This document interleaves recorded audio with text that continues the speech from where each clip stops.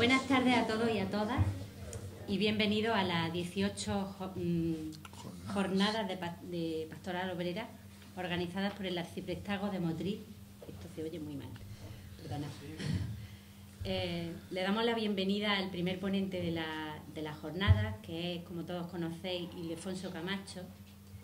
Es colaborador asiduo de esta jornada y un compañero entrañable ya en ella.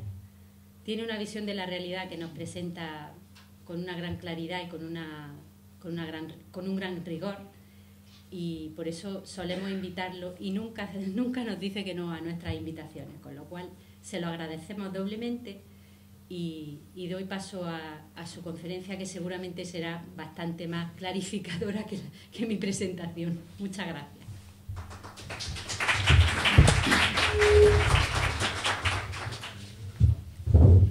Bien, pues buenas noches y vamos a meterle mano a este tema, que no es sencillo, que es explicar un poco qué es lo que ha pasado. Yo aunque me han puesto un título diferente, que no fue el que inicialmente me dieron, yo había pensado que tiene muchas interrogaciones, y luego pues una admiración, y con mayúsculas, crisis. Lo que está claro es que estamos en crisis. ¿Qué tipo de crisis es? Pues eso es lo que a mí me gustaría compartir con ustedes, a ver si es posible que nos aclaremos qué es lo que nos está pasando. Que hasta hace poco la palabra crisis ya saben que ni siquiera se pronunciaba en determinados ambientes. Ahora ya nadie tiene miedo a utilizar el término crisis. Voy a empezar con una foto. No sé si llegan a leer lo que pone ahí, pero yo se lo leo ahora si no. Esta foto la hice yo anteayer en Fuerteventura. Estuve allí dando un cursillo también. Y entonces, cuando ya venía de vuelta, pues me llevaban en coche y vi esto y dije, para, que esto tengo yo que hacer una foto.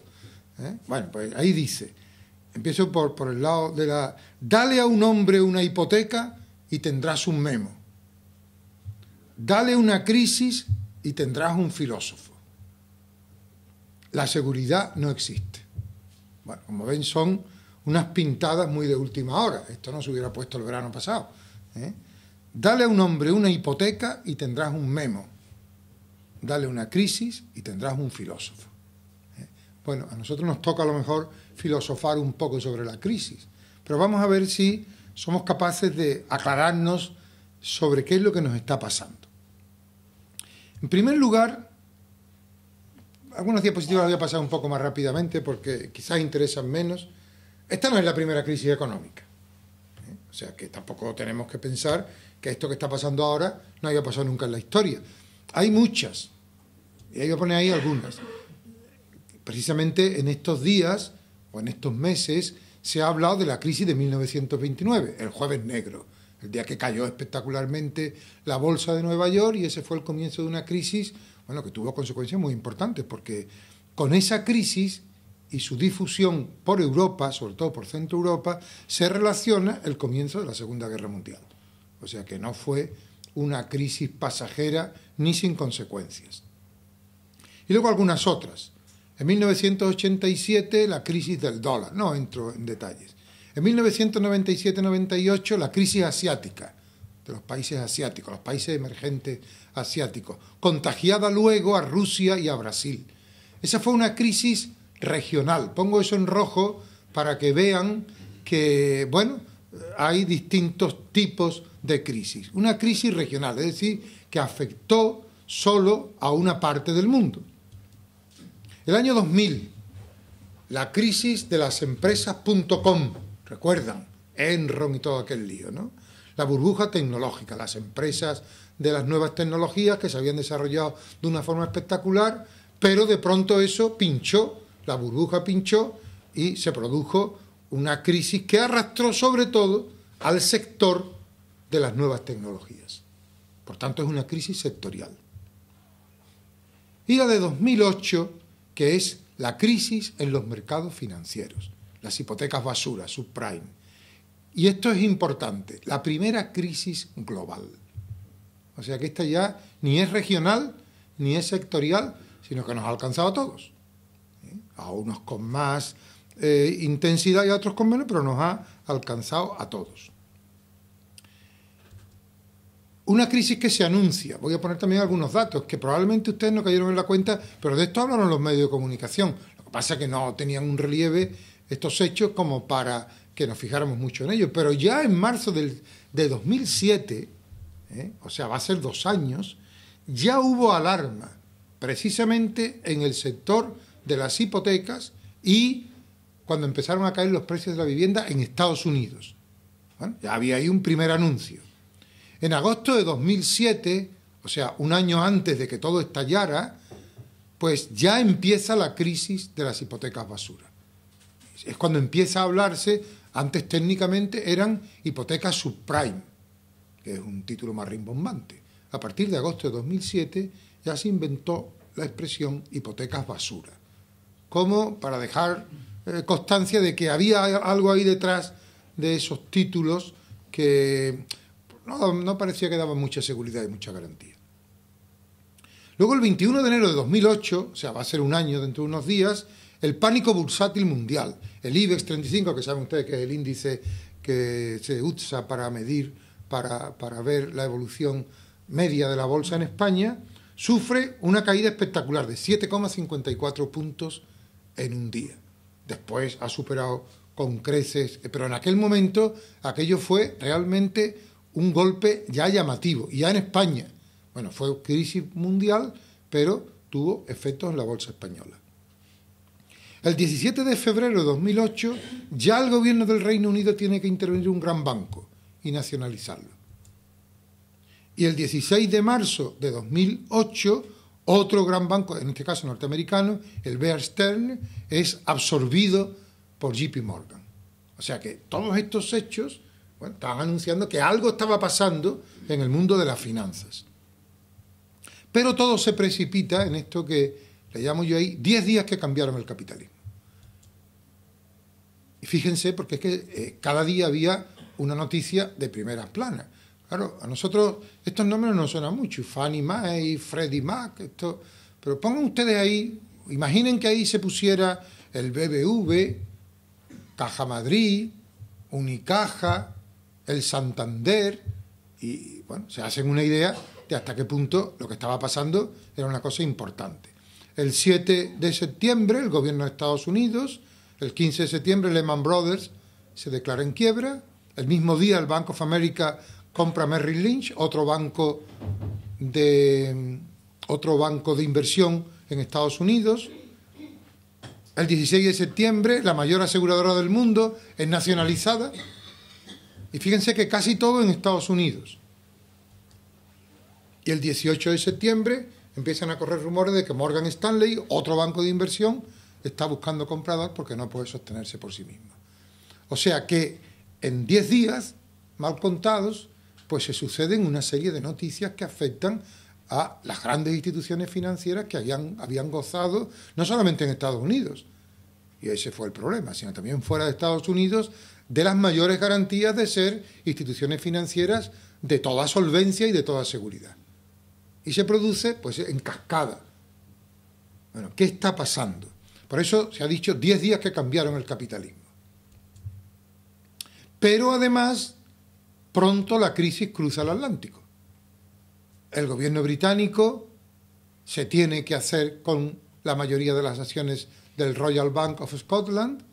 El gobierno alemán, no entro en los detalles. El banco belga holandés Fortis tiene que ser sometido a control por los gobiernos de Bélgica, Holanda y Luxemburgo. El gobierno irlandés, Irlanda que había sido una de las grandes sorpresas y éxitos de la Unión Europea, la incorporación de Irlanda a la Unión Europea, pues ha supuesto para este país un desarrollo espectacular en muy pocos años. Que a todo el mundo le ha llamado la atención. Bueno, pues prácticamente los 6 mayores bancos del país prácticamente entran en crisis al mismo tiempo. Y el gobierno irlandés no tiene más remedio que intervenir. El gobierno de Islandia, este es un país pequeño, pero bueno, un país pequeño, muy aislado, pero también llega ahí la crisis. Tiene que nacionalizar a los 3 mayores bancos del país. El gobierno suizo, Suiza, que siempre había sido un paraíso para las finanzas, no tiene más remedio que salir al rescate de la mayor entidad financiera de Suiza. El gobierno holandés tiene que intervenir en ING Direct.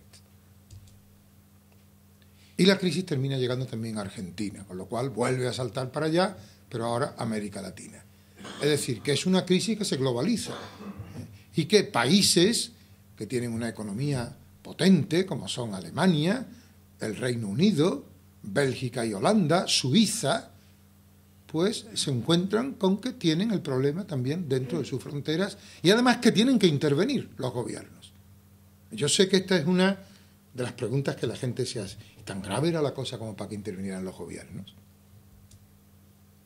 Bueno, etcétera, etcétera, etcétera, porque esa lista la podríamos continuar. Todavía siguen apareciendo nuevas noticias, pero ya no se suceden con esa precipitación que se sucedieron en aquellas primeras semanas, que realmente era una cosa espeluznante.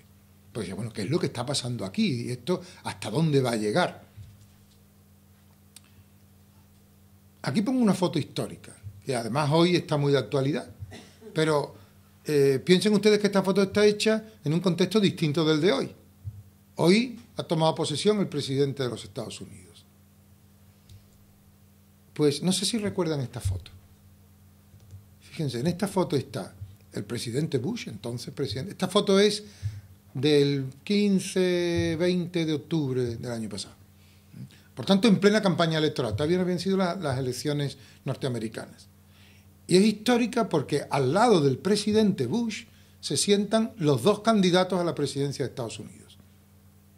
En este momento que están en plena campaña, y que lo que están es pues en plena confrontación electoral, y cuando se ven es para discutir y confrontar sus programas, resulta que aceptan sentarse al lado del presidente Bush, una persona que políticamente estaba en ese momento ya tan deteriorada, para respaldar el plan de rescate que pone en marcha el gobierno de Estados Unidos.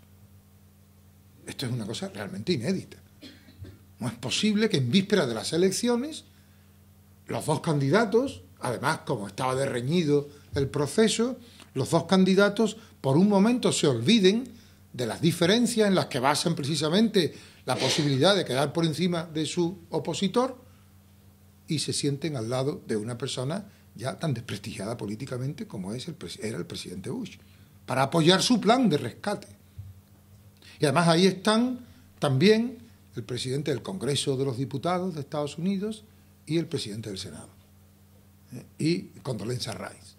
O sea que son todas las grandes personalidades de la esfera política norteamericana. ¿Qué está pasando? ¿Qué conciencia hay de que lo que pasa es muy grave para que esta gente acceda a sentarse en esa mesa y a ponerse detrás nada menos que del presidente Bush? Por eso digo que es una foto histórica. Y luego vienen las reacciones de los gobiernos. El plan de rescate de Estados Unidos, con el apoyo de Obama y McCain, ahí tenían las fotos. Luego hay determinados gobiernos que empiezan a tomar iniciativas. Y eso más bien complica más la situación.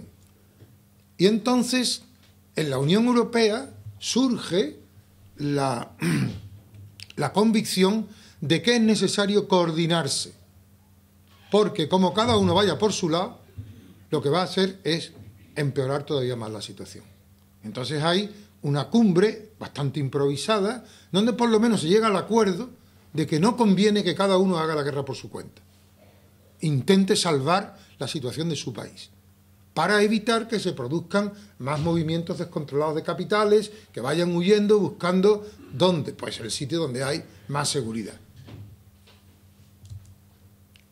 Y luego, una cosa muy importante también, la cumbre mundial que se celebra, del G20, que se celebra el 14 de noviembre en Washington, que es la primera vez que se sientan en torno a la mesa no solamente el G8, que son las grandes potencias industriales del mundo, sino además hasta 20 países uniéndose lo que se llaman los grandes países emergentes. Sobre la base, siempre, de que es necesario una actuación coordinada y que si las grandes potencias económicas, sean las ya consolidadas, sean las emergentes, se ponen de acuerdo y actúan coordinadamente, lograrán controlar una situación que si no se vuelve incontrolable. Bueno, todos estos datos los pongo para que veamos que realmente se trata de una cosa muy grave. y que movilizó ciertamente a todos los gobiernos del mundo. Y además los movilizó, y esto es importante, sobre todo en el caso de Estados Unidos, rompiendo con la tradición que Estados Unidos había mantenido siempre de que la economía debía funcionar con la mayor libertad posible y con la mínima intervención de los gobiernos. Y aquí resulta que las cosas llegan a tal extremo que los gobiernos, sin pensárselo dos veces, deciden todos, cada uno por su lado, intervenir para salvar la situación. Esto es una cosa nueva. Así llevábamos más de 2 décadas donde el discurso permanente que habíamos estado oyendo era que la economía en general, y mucho más los mercados financieros, los mercados de capital, deberían funcionar con la más absoluta libertad, porque esa era la mejor manera de que funcionaran bien. Y ahora de pronto, de la noche a la mañana, resulta que todos los gobiernos cambian de opinión y se deciden todos a intervenir. Esto también son unos datos iniciales, esto probablemente después habría que incrementarlo, pero es una cosa que ha llamado mucho la atención. ¿Cuánto pusieron en las primeras semanas los gobiernos? ¿Cuánto dinero empeñaron en esta cuestión? Pues ahí tienen unos datos. Tampoco voy a entretenerme mucho en ellos, pero ven que las cantidades son exorbitantes. Cuando uno piensa lo difícil que es sacar adelante un plan coordinado para la lucha contra la pobreza en los objetivos del milenio, que porque hay que poner sobre la mesa a lo mejor 10.000 millones de dólares, los gobiernos se llevan las manos a la cabeza y dicen que eso es imposible, pues fíjense las cantidades que aquí cada uno por su cuenta puso. Bueno, Estados Unidos en la primera semana 500.000 millones de euros. Hace 2 o 3 días oía yo que se calculaba que el gobierno de Estados Unidos había dedicado a sanear los mercados financieros y las instituciones financieras 1.200.000 millones de euros. ¿Para qué? Esto sí que me parece que es bueno también. ¿Para qué ese dinero? Porque se dice, bueno, para salvar a los bancos. Bueno, para salvar a los bancos, pero depende de lo que entendamos por eso. Tengan ustedes en cuenta que los bancos, y esto no lo digo, no lo interpreten como que es en defensa del sector bancario, pero los bancos en general no utilizan el dinero propio. El negocio de los bancos es ser intermediarios financieros. Es decir, que por una parte recogen los ahorros y por otra parte esos ahorros se los prestan a los que necesitan dinero para invertir. Y ellos lo único que hacen es la labor de intermediación. Y su negocio es que los intereses que cobran sean más que los intereses que pagan.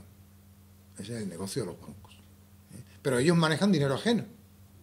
Entonces, cuando los bancos empiezan a entrar en crisis y los gobiernos se deciden a poner dinero encima de la mesa, ¿para qué lo ponen? En primer lugar, y esta fue, porque aquí también han ido cambiando las cosas de día a día, en primer lugar, para comprar los activos contaminados. Esto fue la primera decisión del gobierno norteamericano. Como dicen que hay unos activos, las hipotecas basura, de las que no nos podemos fiar, y que eso están quitándole la confianza a todo el mundo, pues vamos a comprar esos activos, esos títulos, los retiramos del mercado y con eso ya lo hemos saneado. Esa fue la primera decisión, que era una decisión todavía muy precipitada. El primer ministro inglés, perdonen que le dé estos detalles, pero yo creo que esto ayuda a comprender cuántas cosas han pasado en estos meses. El primer ministro inglés, Gordon Brown, que también estaba muy deteriorado políticamente en este momento y que, curiosamente, paradójicamente, pues esta situación le ha servido para recuperar una cierta confianza, dijo, ese no es el camino. Porque, bueno, si yo compro los activos contaminados, pero hay otros bancos que siguen poniendo en el mercado activos contaminados, pues esto es pan para hoy, hambre para mañana. Entonces él dijo, no, lo que hay que hacer es comprar los bancos. Comprar la mayor parte del capital del banco. ¿Para qué?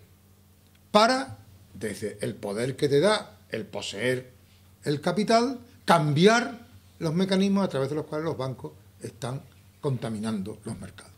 Y establecer unas reglas desde dentro de los bancos que impidan que se sigan haciendo las cosas que se estaban haciendo. ¿Qué se estaba haciendo? Ahora lo vamos a ver. Eso fue un paso importante. Y todavía un tercer paso que fue concretamente lo que hizo el gobierno español, para garantizar los depósitos de los clientes. Es decir, como cuando cunde la desconfianza, la gente tiende espontáneamente a retirar los ahorros de los bancos, y esto lo que hace es agravar la situación, porque cuando un banco está en dificultades y todo el mundo acude a la ventanilla a pedir dinero, pues se encuentra que no tiene, porque una gran parte si no está prestado por otro lado. Ya digo que ese es el negocio que hace el banco, ¿no? Entonces, para evitar que cundiera la desconfianza, el gobierno dijo, bueno, si algún banco entra en dificultades, que sepa que el gobierno pone fondos para garantizar los ahorros de la gente.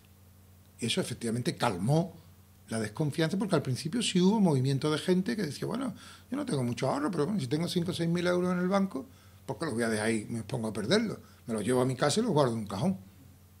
Y cuando vengan tiempos mejores ya veré qué hago con ellos. Bueno, este movimiento se frenó. En realidad el Banco de España no ha gastado nada en esto. Simplemente garantizó, dijo, si ocurriera, lo ponemos. Pero simplemente con ese espaldarazo, podríamos decir, pues no ha hecho falta que intervenga. En ese sentido es verdad que España ha sido de los países occidentales de los pocos donde no ha habido crisis financiera, de instituciones financieras. Otra cosa es que ahora veremos el tema de la economía real, eso es distinto. Y ahora vamos a meternos en una cosa que me van a perdonar si me meto en algunas cuestiones un poco más complicadas, pero es para que vean qué es lo que ha pasado realmente, ¿no? ¿Qué es lo que ha pasado? Mecanismos en juego aquí, porque yo he hablado de las hipotecas basura. ¿Eso qué es? ¿Y eso qué problema tiene? ¿Y eso por qué es malo? ¿Y eso de dónde surge? Bueno, en primer lugar, punto de partida, primero el negocio bancario, lo que he dicho. El negocio bancario consiste en ser intermediarios. Yo, por una parte, recibo dinero, que no es mío, y lo presto, y hago de intermediario. Y ese servicio es el que se me paga. Ese es el negocio de los bancos. Entonces, naturalmente, los bancos van a cifrar su negocio en que los intereses que cobren sean más que los intereses que pagan. Porque además hay que tener en cuenta que los bancos, y esto es meterse ya en la dinámica del sistema bancario, conceden más créditos que dinero tienen. O sea que si yo tengo dinero confiado a mí por valor de 10, yo puedo conceder créditos por valor de 20 o 25, dentro de unos límites. Dentro de unos límites. Bueno, entonces, eso por una parte. Por otra parte, por ahí como pase va a saltar... No, hombre, no. No, si echa un poquito para adelante. No, no, por... Eso, por detrás de mí. Que están los cables. No pasa nada, no pasa nada. Otro elemento que hay que tener en cuenta, la coyuntura inmobiliaria, el tema de las viviendas, que ese sí que ha tenido ya repercusión en nosotros, pero fíjense que ya vamos pasando, porque hasta ahora estamos hablando de créditos, de títulos, de capital, ahora ya empezamos a hablar de bienes reales, viviendas. El mercado inmobiliario en Estados Unidos, pero también en otros países, ha sido un mercado desde el final de la Segunda Guerra Mundial con precios en alza, lo cual significa que siempre es una oportunidad de negocio. Si yo tengo la seguridad de que la vivienda que yo compro hoy a 10 va a ir incrementando su precio con cierta rapidez, bueno, si yo tengo dinero ahorrado que no sé qué hacer con él, compro una vivienda que no me hace falta, pero sé que el día que la venda la puedo vender en una cantidad mayor y por tanto es una inversión rentable. Por tanto, el mercado inmobiliario ofrece oportunidades de hacer negocio. No a los bancos, sino a los particulares que tienen ahorros. Y luego, otra cosa importante, la crisis del año 2000 en Estados Unidos, la crisis de las empresas.com, que supuso una recesión importante en Estados Unidos, la Reserva Federal, que es el equivalente al Banco Central en Estados Unidos, pues decidió hacer frente a ella bajando los tipos de interés. Lo mismo que se está planteando ahora. Como estamos en época de crisis, el Banco Central Europeo ha bajado los tipos de interés. Y es una ayuda que contribuye a una cierta reactivación económica, abaratando el dinero que la gente necesita. Bueno, con estos tres elementos en juego, ¿qué es lo que va a pasar? Pues, ¿cuál va a ser el negocio bancario? Si los tipos de interés son bajos, porque la Reserva Federal ha puesto unos tipos bajos que dan para poco margen de beneficio, ¿cómo se puede ampliar el negocio bancario? Pues intentando aumentar los tipos de interés a cobrar por los créditos concedidos. Si yo en vez de cobrar el 4 cobro el 6, tengo 2 puntillos ahí de más. Si en vez de cobrar el 6 cobro el 10, tengo 4 puntillos de más. Y luego también aumentando el volumen total de créditos. Si yo con 10 que tengo disponible concedo créditos por valor de 20 o de 25, pues quiere decir que yo estoy obteniendo intereses no por 10 sino por 25. ¿Ven? Esto es pura lógica del negocio financiero. Vamos a ver cada una de esas dos cosas por separado. ¿Cómo aumentar los tipos de interés? Pues concediendo créditos con más riesgo. Es decir, ustedes saben que el riesgo, cuando una inversión supone un riesgo mayor, un negocio que no sabe uno qué resultado va a dar, los bancos suben el tipo de interés. Cuando es una inversión muy segura, el tipo de interés que cobran los bancos baja. Entonces, si yo concedo créditos con más riesgo, está más justificado que suba el tipo de interés. ¿A quién? A personas con pocas garantías. Claro, el banco normalmente cuando concede un crédito te mira bien antes qué garantías tienes tú. Bueno, pero si a mí lo que me interesa es cobrarte un interés alto, pues entonces no me importa que no tenga muchas garantías. Que sean a largo plazo. Y luego sobre una hipoteca de la vivienda, porque ese es un bien cuyo valor se incrementará.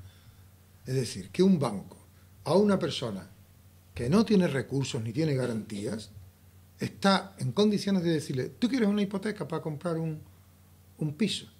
Vale, pues yo te la doy. Entonces, ¿qué garantía tiene esto? El valor del piso que se va a revalorizar en el futuro. Por tanto, no es un valor actual, sino un valor futuro.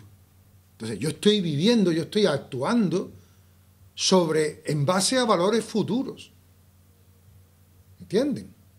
Si además yo sé que a ti el piso hoy te cuesta 100, pero que tú dentro de 10 años o de 20 años lo vas a poder vender, a lo mejor no en 100, sino en 300, yo te concedo hoy una hipoteca no por 100, sino por 150.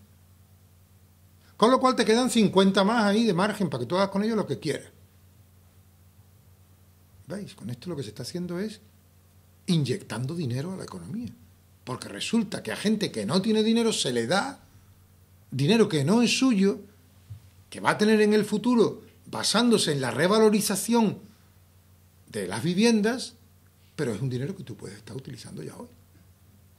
Entonces, eso evidentemente supone un beneficio para todos. Para el banco es un negocio, pero para el que recibe el crédito mucho más, porque se encuentra con un dinero con el que nunca contó. Y además para el que no tiene ninguna garantía. Pero como nos estamos apoyando en las previsiones de la evolución del mercado inmobiliario, eso le basta al banco.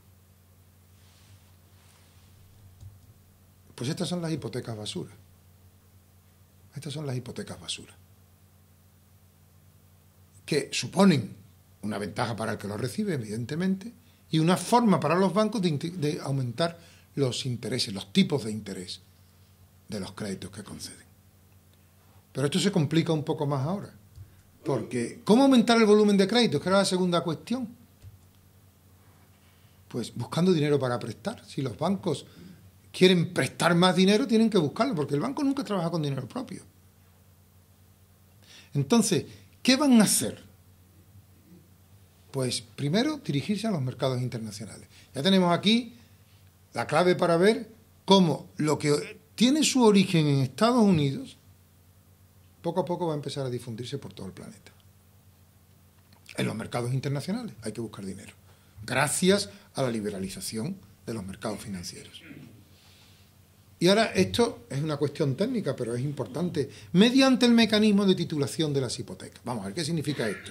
Significa que un banco que tiene un título de crédito frente a un particular al que le ha concedido la hipoteca, el crédito hipotecario, ese banco ahora lo que hace es que vende ese título a otro. ¿Ven? Y entonces recibe dinero. Entonces el otro, que puede ser a lo mejor un banco español, dice, hombre, pues un título que tiene detrás el nombre de un banco de inversión norteamericana, eso es un título de garantía. Ese es un título de garantía, por tanto, lo compramos. Y sin embargo resulta que ese título lo que lleva es detrás, muchas veces, pues, hipotecas concedidas sin garantías, o con unas garantías mínimas. Entonces lo que hacían los bancos para conseguir dinero, los bancos norteamericanos, era hacer unos paquetes donde metían créditos buenos y créditos malos y los vendían, poniéndole un título muy rimbombante en los mercados internacionales. Y conseguían dinero de los mercados internacionales. Con lo cual, ya al banco le importaba poco la garantía que pudiera tener aquel a quien tenía el crédito hipotecario, porque al fin y al cabo no se lo iba a cobrar yo. Yo había transferido mi derecho. Claro, si tú me tienes que devolver mi dinero, ya tengo yo cuidado con que tú tengas garantía. Pero si tú no me tienes que devolver el dinero, a mí me da igual las garantías que tú tengas, porque yo lo que tú me debes se lo voy a transferir a otro. Y ese no sabe quién es últimamente el que responde. ¿Ven? Entonces ahí se va creando, pero con esto va aumentando el dinero en circulación.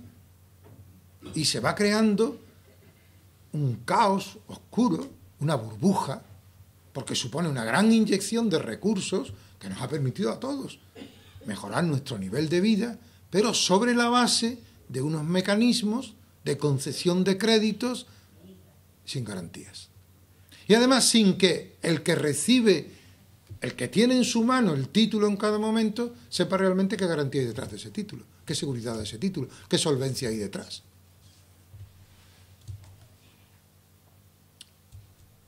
Bueno, ¿qué pasa con todo esto?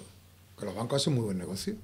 Aumenta el volumen de créditos porque consiguen mucho dinero en los mercados internacionales y con eso dan más créditos y cobran más intereses, y además los intereses son elevados porque son hipotecas con riesgo. Todo esto se hace en medio de una sofisticación tremenda de productos financieros. De manera que son unos títulos muy rimbombantes, que tienen detrás el nombre de un gran banco de inversión, y eso pues da una gran seguridad en los mercados financieros y la gente se confía en eso. Pero cada vez se sabe menos qué hay detrás de todo eso.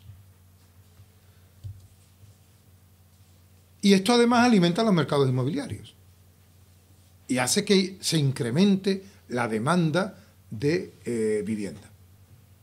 De forma que el mercado inmobiliario funciona no solamente a partir de la demanda de las personas que necesitan una vivienda para vivir, sino de toda la cantidad de gente que considera que esa es una buena forma de inversión y que la vivienda no la quiere para nada más que para hacer negocio con ella, ni siquiera para alquilarla. Ahora ven ustedes por qué de la crisis de la construcción. Pero esto tiene como efecto un aumento general del nivel de vida, que significa que se vive por encima de las posibilidades presentes, se vive endeudados y confiados en el valor futuro de los bienes que hoy tenemos. Y de eso nos hemos beneficiado todos. De eso nos hemos beneficiado todos. Es verdad que no hemos sido los causantes, pero hemos entrado en ese juego. ¿Hasta cuándo? ¿Hasta cuándo dura esto? Pues hasta que cunde la desconfianza. Fíjense que aquí lo que hay es un problema de confianza y desconfianza. Mientras ha habido confianza en lo que teníamos en las manos, todo el mundo ha seguido funcionando. Cuando ha empezado a cundir la sospecha de que lo que teníamos en las manos no tenía ninguna garantía, y sobre todo no sabíamos lo que había detrás, entonces cunde la desconfianza. De los tenedores de los títulos en los bancos. De los bancos entre sí, los mercados interbancarios. Los mercados interbancarios funcionan con mucha agilidad y de hecho pues se prestan dinero a un día para hacer frente a necesidades que tienen de devolver dinero, etcétera.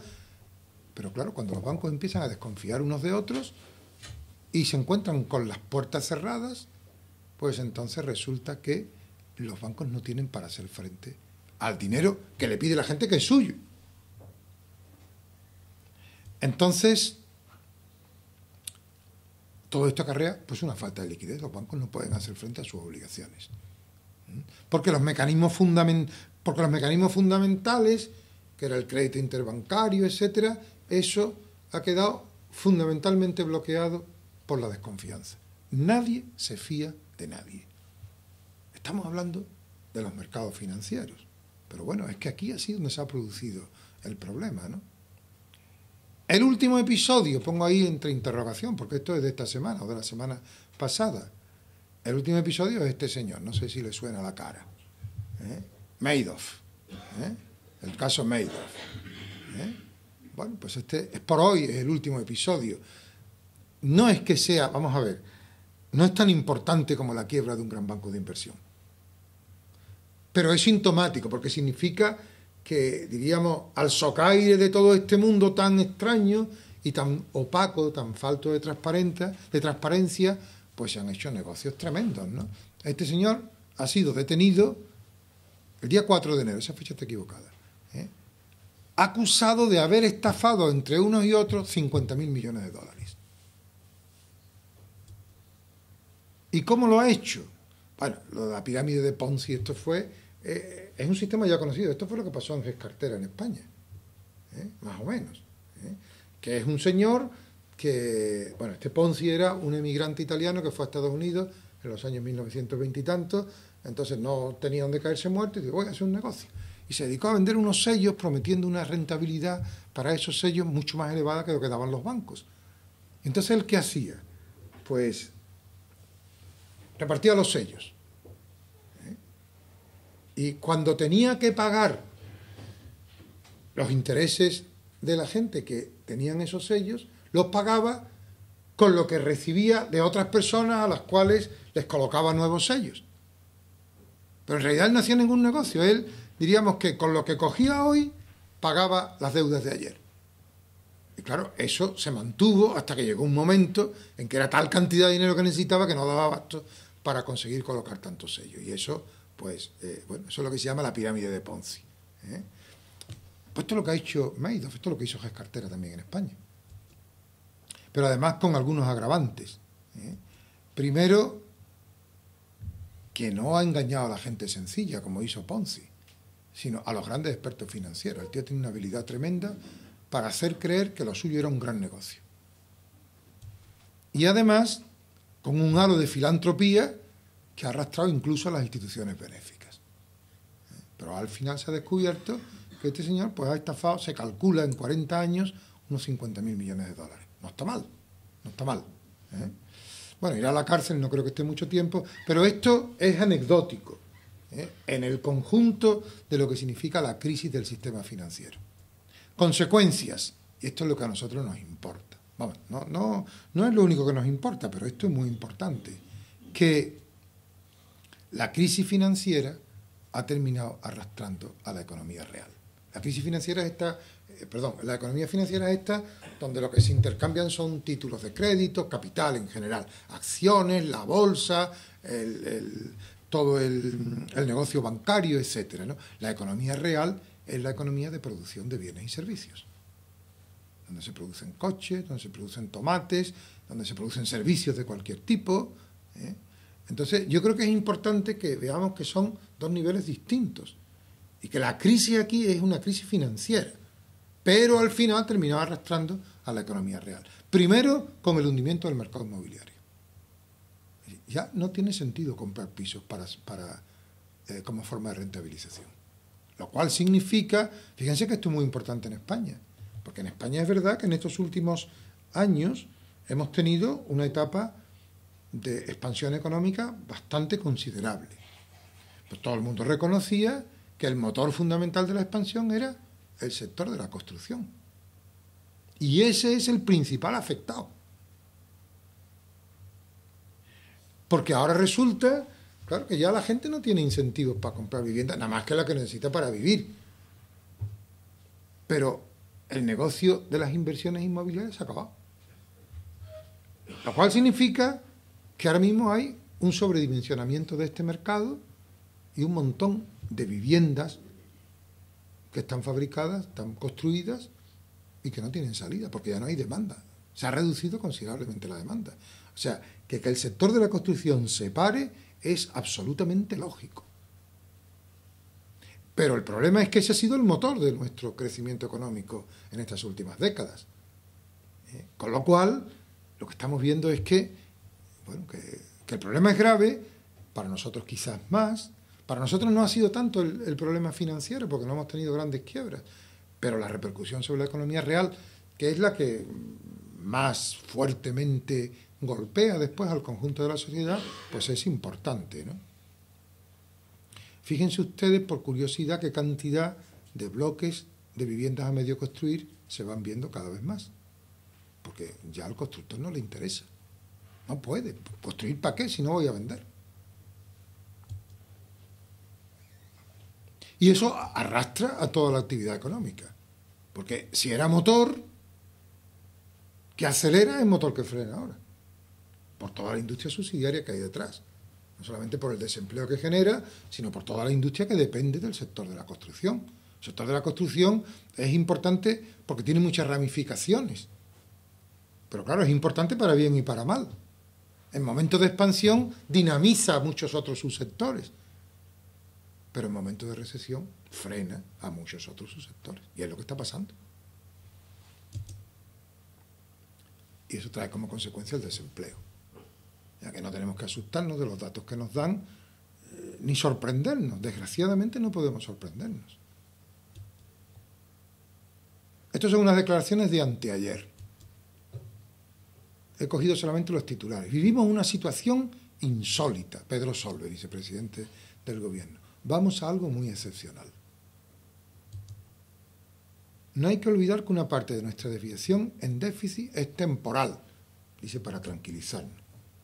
No hay que descartar nada, ni la entrada en el capital de los bancos. Esto es significativo porque hasta ahora el sistema financiero español no había dado muestras de crisis. Sin embargo, Solbes dice que no hay que descartar nada, ni siquiera eso. Si los bancos no prestan dinero, mal negocio están haciendo. Ven ustedes que hay un cierto pugilato entre el gobierno y los bancos. Ayer el presidente del gobierno también decía que se iba a reunir con los bancos para decirle que den créditos. Bueno, los bancos ahora mismo están atenazados por la desconfianza. Y ellos miran mucho cómo conceden los créditos y como se ha perdido más la confianza entre ellos, pues me temo que no va a bastar con una buena recomendación del presidente del gobierno. A finales de 2010 veremos un repunte del crecimiento y del empleo. O sea que nos quedan casi 2 años. Cualquier aumento de las prestaciones tiene ahora muy poco margen. Bueno, llamaron la atención estas declaraciones de Solbes, porque Solbes hasta ahora, pues, en fin, había procurado, que también forma parte de la estrategia política del gobierno, no incrementar la desconfianza, porque la desconfianza retrae a la gente. Pero el otro día ya se destapó, y por si fuera poco, al día siguiente, Almunia, en la Unión Europea, pues presentó las previsiones para España. Y las previsiones para España están ahí. Las saqué de la página de la Unión Europea ayer por la tarde. Están en inglés, pero no me dio tiempo a traducirlas. Pero bueno, se ve más o menos, ¿no? Son los datos previsibles para España. 2007, 2008, 2009, 2010. Fíjense, aumento del Producto Interior Bruto en porcentaje. El 2007 todavía fue positivo, 3,7%. 1,2 2008, ya se nota ahí el año que ha terminado, la recesión. El 2009 habrá una reducción del crecimiento y todavía en el 2010 la Unión Europea prevé una pequeña caída en el crecimiento. La inflación, en cambio, es la beneficiada de todo esto.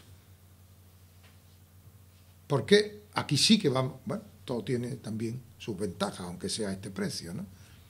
El desempleo, el mayor de todos los 27 países de la Unión Europea. Pero fíjense que las previsiones son realmente alarmantes, porque son 8,3 2007, 11,3 2008, 16,1 2009, 18,7, casi el 20%. En el año 2010 todavía. Es decir, que la recuperación vendrá, pero no está a la vuelta de la... Bueno, el otro es el déficit público. Bueno, nosotros habíamos venido manteniendo un superávit en las cuentas públicas. Y esto para España fue una gran conquista después de que nosotros habíamos sido siempre un país deficitario El sector público siempre había sido deficitario. El Estado siempre gastaba más de lo que ingresaba. Ustedes saben que cuando entramos en el euro, de las condiciones que se nos ponían para entrar en el euro, es que teníamos que controlar el déficit. Y de hecho se hizo. En ese esfuerzo gigantesco que se hizo por adaptarnos a las condiciones que nos ponían para entrar en el euro. Y hemos llegado a tener un presupuesto con superávit. Pero ya el año 2008 ya ha terminado con déficit.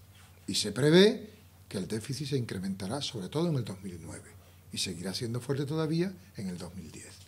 O sea que las previsiones no son nada halagüeñas. Y estas son previsiones de la Unión Europea. La Unión Europea ha publicado un informe, que lo tienen ustedes si quieren en la web, un informe país por país, los 27 países, con un cuadro equivalente. Y ahí se ve cuáles son las... Y bueno, yo creo que son, por lo menos dan que pensar. A lo mejor se pueden equivocar en medio punto arriba o abajo, pero las tendencias están claras. Las tendencias están claras. Y esto ya es la última parte. Las lecciones de la crisis. Bueno, yo pongo aquí a los políticos y a los economistas se les piden soluciones. Yo no me atrevo a tanto. Yo lo que voy a proponer aquí es algo más modesto, que son algunas lecciones de la crisis. Que saquemos algunas lecciones. Y estas lecciones quieren ser unas reflexiones de fondo sobre los mecanismos últimos que la crisis ha puesto en evidencia. Últimos, hemos visto los mecanismos que han funcionado, pero ¿qué hay detrás de todo esto? Unas reflexiones para que el hombre de la calle no se refugie en la ignorancia. Yo no sé qué es lo que ha pasado. Bueno, pues se puede saber. Yo creo que más o menos se sabe. Otra cosa, y es importante empezar por un diagnóstico acertado, luego vendrá las soluciones y la voluntad política para que lo que se ve que debe hacerse, de hecho se haga. Y luego algunas reflexiones morales. Al fin y al cabo yo soy profesor de moral. A Rosa se le olvidó antes decirlo, pero ya me conocen como eso. Bueno, 7 lecciones. Voy a pasarlas un poco rápidamente. Primera lección. Una vez más se cuestiona la capacidad del mercado para gobernar por sí mismo la actividad económica. Este es, bueno, el gran debate de prácticamente de toda la época moderna. Si lo importante es la libertad de mercado o es necesario que la libertad de mercado sea sometida a una cierta regulación por parte de los poderes públicos. Ya la alternativa de las economías dirigidas todas desde el poder político, eso ya hoy día no tiene sentido, eso ya demostró suficientemente la experiencia soviética y de los países comunistas, que es un callejón sin salida, pero eso es una cosa y otra cosa es el extremo contrario de la absoluta libertad. Y pongo ahí, ya lo dicen los gobiernos y hasta los banqueros, porque hasta ahora no lo decían. Ya decía yo antes que el gobierno de Estados Unidos ya ha dicho que tiene que intervenir en los mercados financieros, bendito sea Dios. Se ha estado diciendo lo contrario durante décadas. Por tanto, aquí algo muy gordo está pasando. Y lo dicen los banqueros. El otro día, en unas declaraciones, esto fue al principio, en los primeros días, un alto representante de la patronal española decía: yo creo que ha llegado el momento de abrir un paréntesis en la economía libre de mercado. Vaya, esto no lo había oído yo en mucho tiempo. Abrir un paréntesis en la economía libre de mercado. O sea que hay que intervenir. Resulta que todo el mundo reconoce que hay que intervenir. El problema es si basta con abrir un paréntesis para cerrarlo pronto o hay que hacer algo más. Bueno, esto es un poco... El mercado funciona cuando hay igual libertad en todos los agentes económicos, cuando hay transparencia en la información. Y aquí el fallo fundamental ha sido la falta de transparencia. Que hemos estado manejando unos bienes, en este caso unos títulos, que nadie sabía lo que eran. Bueno, mientras la gente no ha hurgado mucho, bueno, pues hemos ido tirando. Pero cuando la gente ha empezado a sospechar, pues ya vemos lo que ha pasado. Falta transparencia. No sabemos, la desconfianza surge porque no sabemos. No hay transparencia. En la práctica, el mercado necesita ser controlado y regulado desde el Estado. ¿Nos convenceremos de una vez de esto? Y lo aplicaremos. Sobre todo los mercados financieros. Segunda lección. La economía financiera tiene una importancia decisiva para la marcha de toda la economía real. Por mucho que nos guste o que no nos guste, el tema de los bancos, eso es fundamental. La economía real funciona porque funcionan los mercados financieros. Tanto en sentido positivo como negativo, para bien como para mal. Contribución positiva porque transfiere recursos. La economía real necesita recursos financieros para poder funcionar. Y la economía financiera lo que hace es suministrárselo a través de estos mecanismos de la intermediación. Si desapareciera los mercados financieros, la economía real tendría muchas dificultades para funcionar. Funcionaría a un ritmo mucho más lento, mucho más dificultoso. Pero peligros que cuando nos pasamos, cuando abusamos en el funcionamiento de la economía financiera, eso deja sentir sus efectos sobre la economía real. Y este es el caso de lo que está pasando aquí, se ve muy claro. Pero no podemos ignorar que ambas cosas se necesitan. La economía real, por supuesto, y la economía financiera como una economía que es subsidiaria de la real. Y esto es como una consecuencia de lo anterior, tercera lección. Todo el sistema quiebra cuando la economía financiera pretende imponer su ley sobre la economía real, que es lo que nos ha pasado. Porque entonces aquí lo importante no es suministrar recursos, sino obtener beneficios a base de operaciones financieras.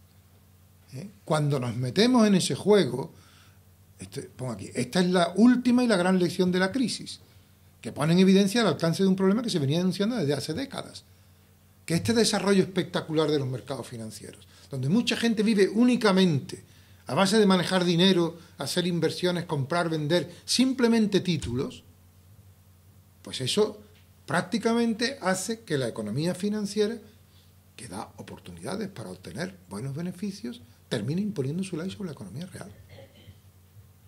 Y entonces, lo que era medio se convierte en fin. La economía financiera, que es un apoyo necesario a la economía real, se convierte en el fin. Y la economía real, pues se convierte en el instrumento en donde se sufren las consecuencias del desarrollo de la economía financiera. Las soluciones últimas no pueden limitarse a resolver los problemas de los mercados financieros. Hay que ver también los efectos sobre la economía real, en términos de desempleo, de caída de la actividad, etcétera. Pero es importante caer en la cuenta de que lo primero es poner las cosas en su sitio, poner a la economía financiera en su sitio. Es decir, es lógico que usted busque un beneficio a través de operaciones financieras con tal de que eso sirva para el buen funcionamiento de la economía real. Y para eso es la vigilancia de los poderes públicos y la regulación de los mercados financieros. Entonces la idea de que, no, usted deje que la gente cree los títulos más sofisticados porque eso ayuda a agilizar los mercados financieros, pues ya hemos visto lo que ha pasado. O sea que la creatividad y la imaginación de los operarios, de los agentes de bolsa y de los agentes de los mercados financieros, pues hay que ponerle también un cierto coto. Cuarta lección. El beneficio no puede ser el fin último de la actividad económica. Solo un fin subordinado a la producción de bienes y servicios para la sociedad. Es un poco decir lo mismo que antes, pero ahora ya en términos más generales. Toda actividad económica tiene como finalidad la obtención de un lucro o beneficio. Eso no lo podemos quitar de la cabeza. Que cuando nosotros nos metemos en una actividad económica es para obtener un beneficio. Ahora, el problema es, o la cuestión es, que este beneficio no puede ser el fin último. Este beneficio es la retribución porque yo presto un servicio con mi actividad, produciendo bienes y servicios para la sociedad. Por tanto, yo no puedo poner lo que es medio como fin. Ni puede ser un beneficio a cualquier precio o a corto plazo. Una cosa es la justificación del beneficio y otra cosa es que yo justifique el beneficio conseguido de cualquier manera. O en el cortísimo plazo, como funcionan muchas veces los mercados financieros, yo compro hoy, vendo mañana, para volver a comprar pasado mañana, porque eso lo que produce es una inestabilidad y un caos tremendo. Un baile de dinero por todas partes que lo que genera, en último término, es desconfianza. Y aquí pues también hay que exigir alguna intervención de los poderes públicos. Quinta lección. La crisis nos ilustra sobre uno de los aspectos más problemáticos del sistema capitalista, la creación de dinero a través de la concesión de créditos. Es decir, nosotros, el sistema económico nuestro, crea dinero a base del sistema de créditos, porque nos permite estar viviendo con un dinero que no tenemos. Y eso es una gran ventaja, pero tiene sus problemas. Los bancos crean dinero, permiten gastar al que lo recibe lo que éste no tiene. Y esta creación de dinero es esencial en la economía capitalista. Pero el crédito se basa en la confianza mutua entre quien lo concede y quien lo percibe. Y la pérdida de esa confianza supone la quiebra de todo el sistema. Por tanto, la creación de dinero, que supone inyectar recursos a la economía y hacer que podamos utilizar recursos que no tenemos, aunque esperamos tener en el futuro, eso beneficia a todos, pero con tal de que haya una confianza recíproca entre todos. Sexta lección, que es un poco consecuencia de la anterior, la multiplicación del crédito nos ha llevado a vivir por encima de nuestras posibilidades. El reajuste necesario tendrá su precio inevitable para la economía real. Yo creo que esto tenemos que pensarlo despacio, porque eso nos afecta a todos. O sea, hemos estado viviendo por encima de nuestras posibilidades, todos. Esto quiere decir que el mensaje que se nos está dando, que se nos está dando en algún momento, de que lo que hace falta es favorecer el consumo para reactivar la economía, es un mensaje engañoso, por lo menos eso me parece a mí.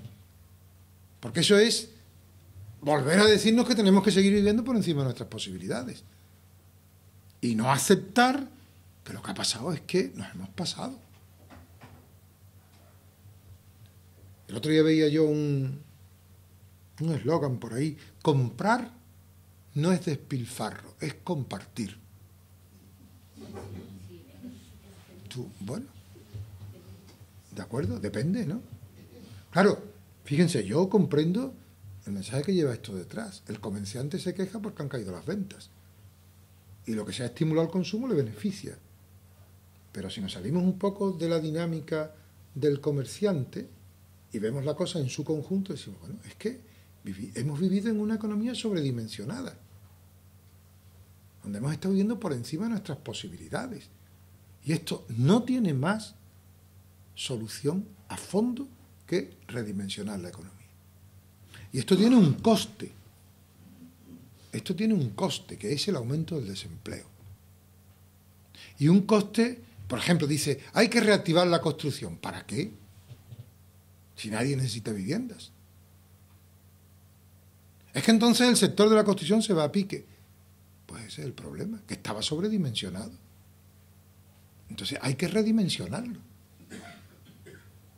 Y habrá, claro, este redimensionamiento supone un reajuste de la economía. Supone que hay que transferir personas, recursos, de sectores sobredimensionados a otros que estaban por inventar, o que están todavía muy poco desarrollados. Pero esto no se hace de la noche a la mañana. Y este es el problema de fondo. Ya aquí no estamos en los mercados financieros, aquí ya estamos en la economía. Pero esto es, para mí esto es lo más importante de todo. Y yo creo que el mensaje de que hay que reactivar el consumo, eso es un mensaje, en el fondo, engañoso. Hay que replantearse, hemos estado viviendo por encima de nuestras posibilidades, hay que reajustar. Y esto tendrá solución. Es decir, el desempleo no va a seguir creciendo indefinidamente, pero tenemos que atravesar una fase de reajuste, como siempre que hay una crisis importante, en donde es necesario recolocar. Pero recolocar no quiere decir que yo estaba trabajando en esta obra que me la han parado, ahora me voy a otra. No, me tengo que ir a otro lado. El sector automovilístico también se pone como ejemplo, que ha tenido una caída espectacular de las ventas. Bueno, pues sí, pues es verdad. O sea, vivíamos por encima de nuestras posibilidades. Cambiar un coche, pues lo hacíamos con cierta facilidad. Ahora decimos, pues mire usted, este coche que yo pensaba cambiarlo este año me va a tirar todavía 1 año, 2 años más. Eso supone una reducción de la venta de los coches y automáticamente pues va a bajar la producción. ¿Para qué vamos a fabricar coches para tenerlos almacenados si el mercado no los absorbe? Estábamos viviendo por encima de nuestras posibilidades. Y eso exige un reajuste en la economía real que tiene un coste importante. Bueno, y luego, detrás de esto, pues lo que hay es un sistema de valores. Dice, la responsabilidad última es de la banca, y concretamente la banca norteamericana. Sí, yo creo que eso está claro. Pero hay más responsabilidades. Cada sociedad tiene los banqueros que se merece. Y hay un sistema de valores detrás que lo legitima, que es nuestra obsesión de tener. Y el basar el bienestar humano en tener más cosas. Y de esto hemos vivido todos. Y por eso la frustración es mayor. Claro, no todos padecen las consecuencias con la misma gravedad. Entonces, cuando se trata de hacer un reajuste, ese reajuste tiene que atender a aquellos que sufren las consecuencias con más gravedad. Y aquí habrá que poner en marcha pues mecanismos de solidaridad, mecanismos de creatividad, pero no para reproducir lo que teníamos, creo yo,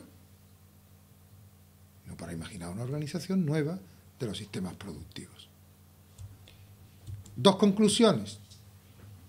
¿Solo un paréntesis en la economía libre de mercado? Yo creo que no, que es algo más que un paréntesis. Es replantear. Y luego, refundar el capitalismo, que fue una cosa que dijo Sarkozy, una de las primeras, porque aquí en estos días se han hecho unas declaraciones espectaculares. Refundar el capitalismo. Pues yo no lo sé, la verdad. A mí esas formulaciones tan rimbombantes a veces me dejan un poco fríos. Pero ciertamente que hay que hacer cosas a fondo. Y lo importante es saber, bueno, si hay voluntad política, porque la impresión que uno tiene, sobre todo viendo el panorama en España, es que una vez más cosas tan graves como la crisis, pues se aprovecha más para que nos tiremos los trastos a la cabeza unos a otros que para plantearnos en serio por dónde pueden ir las soluciones y para abordar a fondo el problema, porque yo creo, y termino con esto, el diagnóstico yo creo que está claro. Las soluciones no lo están tanto, pero más o menos se vislumbran. Lo que queda es saber si hay voluntad política y si hay apoyo social para abordar esas soluciones. Y hasta aquí hemos llegado. Muchas gracias.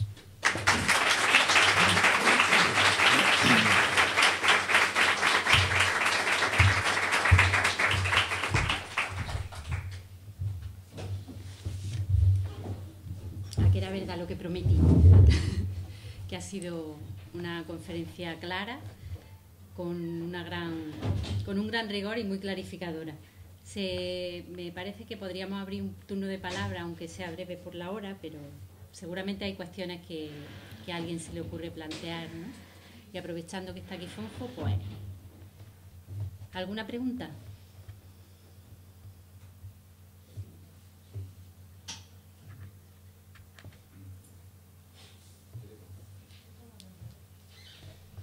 ¿Cómo recolocamos ahora a todas estas personas que están trabajando, por ejemplo, en el sector de la construcción, por poner el ejemplo, ¿no? Cuya formación es una formación limitada, más bien baja, y que ahora, por esto de que se está hablando también en términos educativos, ser competentes para, y esta gente no tiene esa competencia para situarse ahora en otro tipo de trabajos? Y hablemos aquí, pues, mucha parte de los inmigrantes, y hablemos mucha parte de obreros que están trabajando en la construcción y en otros, en fin, que están limitados en su formación porque son gente que no tienen estudios y que habrá que recolocarlo ahora en otros sectores que yo imagino que la competencia será un poquito más fuerte, ¿no? Yo creo que eso es otra cosa que habría que pensar un poquito también en esta crisis.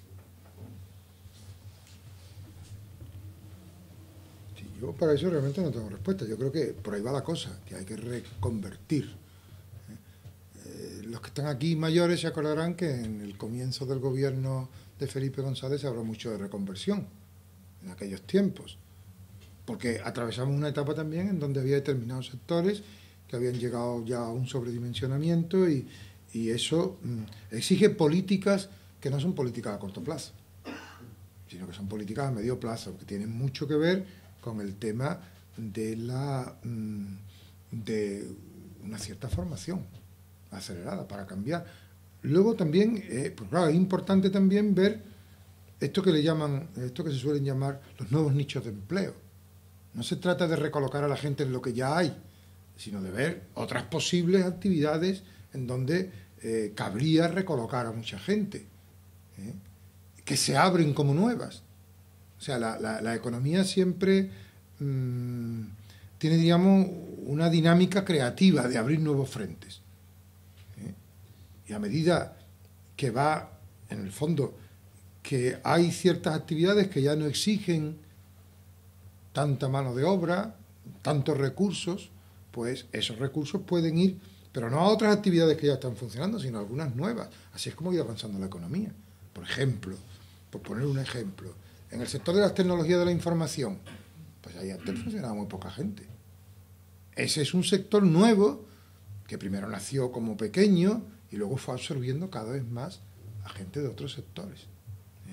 Yo creo que tendría que... Pero para mí lo importante es que esto, primero, hay que tenerlo claro, segundo, hay que planificarlo, no a corto plazo, sino a largo plazo, y luego hay que tomar medidas coyunturales para hacer frente a situaciones de emergencia, como es el problema del desempleo.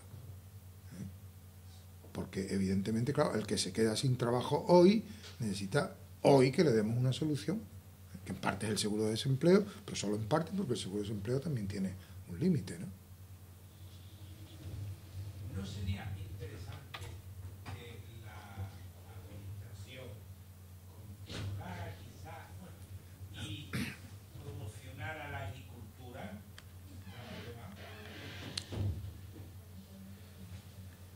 Pero tenemos que tener en cuenta que vivimos en una economía cada vez más globalizada, donde los mercados cada vez están más liberalizados y donde nosotros, los países desarrollados, nos hemos resistido mucho a liberalizar los mercados agrícolas porque eran los mercados en donde la competencia de los países, sobre todo el norte de África, pues podía ser más fuerte con nosotros. Claro, desde nuestra perspectiva, una solución sería, pues, cierre usted los mercados agrícolas y entonces fomente la producción agrícola en el interior. Yo no me atrevo a apoyar esa... ¿Por qué? Bueno, porque creo que somos injustos con los países del tercer mundo, sencillamente. Porque nosotros estamos exigiéndoles que nos abran ellos los mercados para nosotros colocar nuestros productos. Entonces, no es justo, no es equitativo.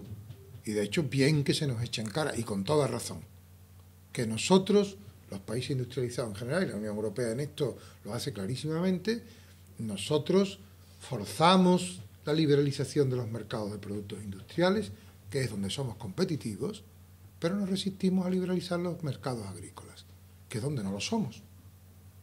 Pero esa es la oportunidad de ellos. Entonces yo no sería muy partidario de... La promoción sí sería interesante.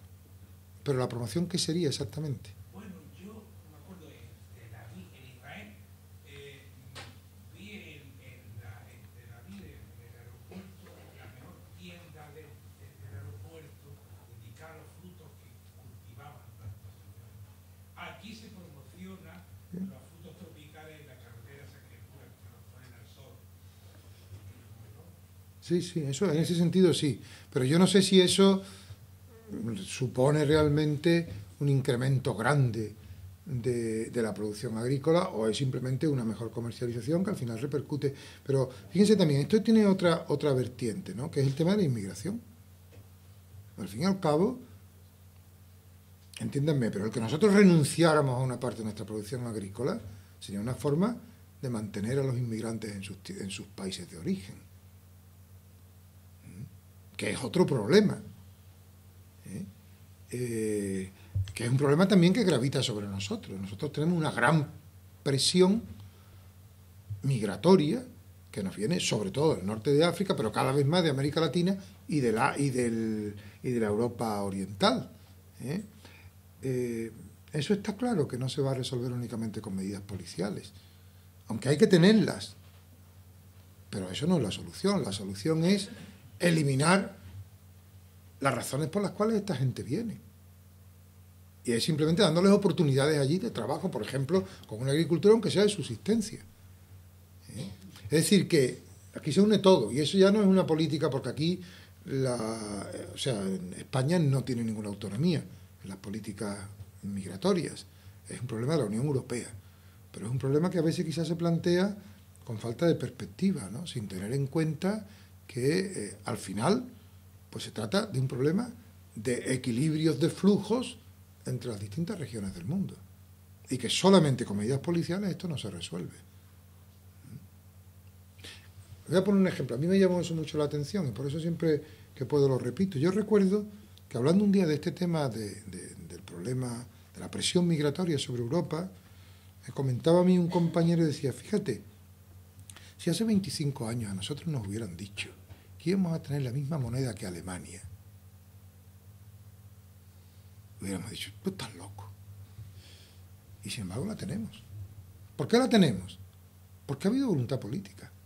Y voluntad política ha supuesto un proceso muy bien planificado para decir qué pasos tenemos que dar, y nos tomamos todo el tiempo que sea necesario hasta llegar a tener unas condiciones que hagan posible una moneda única.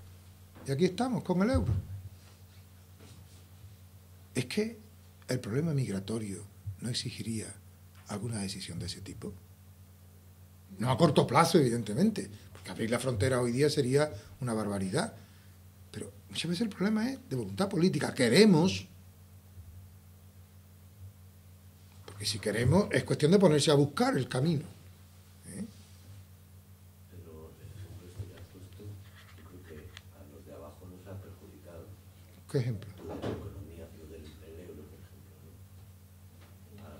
Al ciudadano normal. Dice que no, oye, vamos a ver. Es eso que nos ha perjudicado. Es decir, que Un momento, es que dicen que no oyen, sí. Pero ahora yo repito, resumo la... Vamos, lo que quiere decir es que, dice textualmente, que a los de abajo el euro nos ha perjudicado.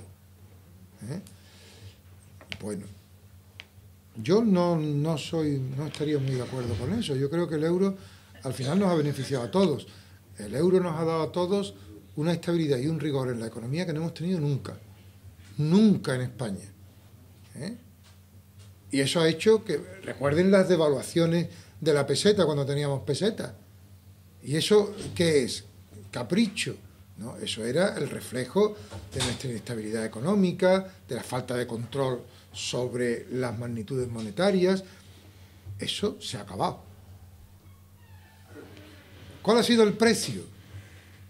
Una subida de los precios. Eso sí es cierto. Eso sí es cierto. Entonces aquí es una cuestión... Eso, que es lo mismo que una subida de los precios, un menor poder adquisitivo. Pero al final es una cuestión de ver, cuando yo pongo en la balanza en un platillo y en otro, al final con qué me quedo. Yo creo que en conjunto ha sido positivo. Y que esta crisis, sin estar en la Unión Europea, hubiera sido más gorda. Nosotros a veces le achacamos a la Unión Europea en general y al euro en particular males que padecemos, pero que no son consecuencia del euro. Ni de la Unión Europea. Es verdad que los padecemos. Por ejemplo, los problemas de la agricultura. Si nosotros fuéramos un país fuera de la Unión Europea, nuestros problemas agrícolas serían iguales o mayores. Si precisamente la Unión Europea, por la que se la critica, es porque se hace plaza fuerte para defender su agricultura. Y siendo Unión Europea, a lo mejor habría que decir, desgraciadamente, la defendemos mejor frente a terceros. Nosotros solos que hubiéramos hecho. Hay dos... Sí, aquí había una de antes. Hay dos palabras. Este señor y ya está. Y si os parece, muy breves, por favor. Que algunos tienen que volver a Granada. Algunos todavía tienen que volver, sí. Quería plantear una cuestión, quizás sea un tanto o mucho utópica, pero a mí me parece que vivimos un consumismo enfermizo en esta sociedad. Y por sacarle algo positivo a una crisis de este calibre, a lo mejor era el momento de reeducar a esta sociedad. Se me ocurre que podría ser paliativo de una crisis futura, porque estos no son las que están, y si volvemos a crear una economía capitalista de un consumo infernal, lo único que nos va a conducir es a una nueva crisis, a un corto medio largo.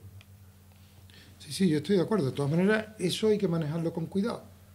Porque yo estoy de acuerdo en que hay que revisar nuestros modelos de consumo. No hemos hablado de temas ecológicos, que también tendrían que entrar aquí, pero bueno. Pero que sepamos que reducir el consumo, al final, es desactivar la economía.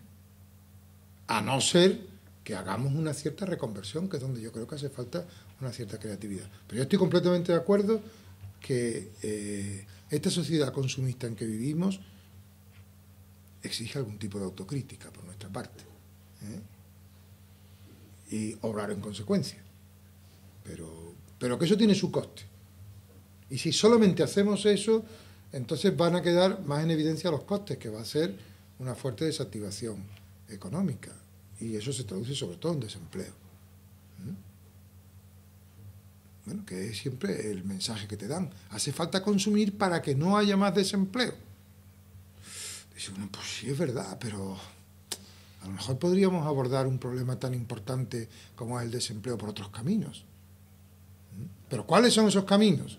Pues no los tenemos al alcance de la mano. En cambio, fomentar el consumo, pues es invitar a los bancos a que den más créditos.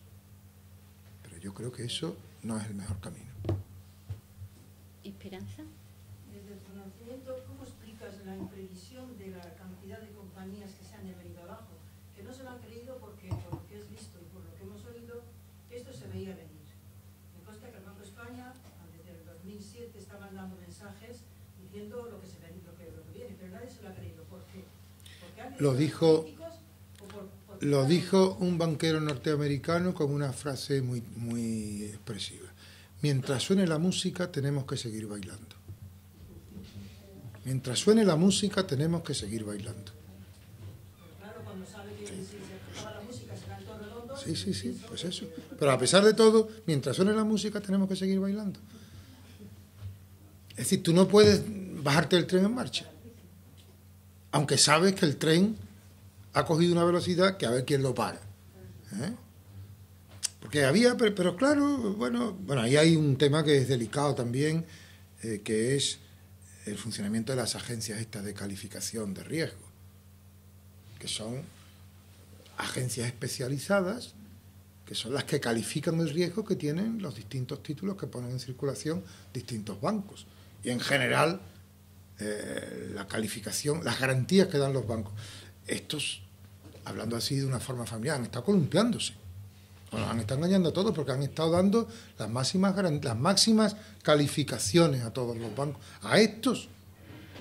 Entonces, nadie se explica qué ha pasado ahí. Pero los que estaban metidos en el ajo veían que esto era algo que tenía que estallar, porque ahí se estaban produciendo una serie de operaciones en una opacidad y con una sofisticación que eso en el fondo estaba ocultando algo que no se quería que apareciera. Pero la respuesta es, a mí es que esto me resulta clarísimo. Mientras suene la música, tenemos que seguir bailando. Bueno, hasta que la música se paró. No es una respuesta muy académica, pero es muy significativa, porque expresa hasta qué punto tú te encuentras prisionero de un dinamismo que tú mismo sabes que te va a llevar al fracaso. No es a lo mejor esta la mejor forma de acabar, ¿no?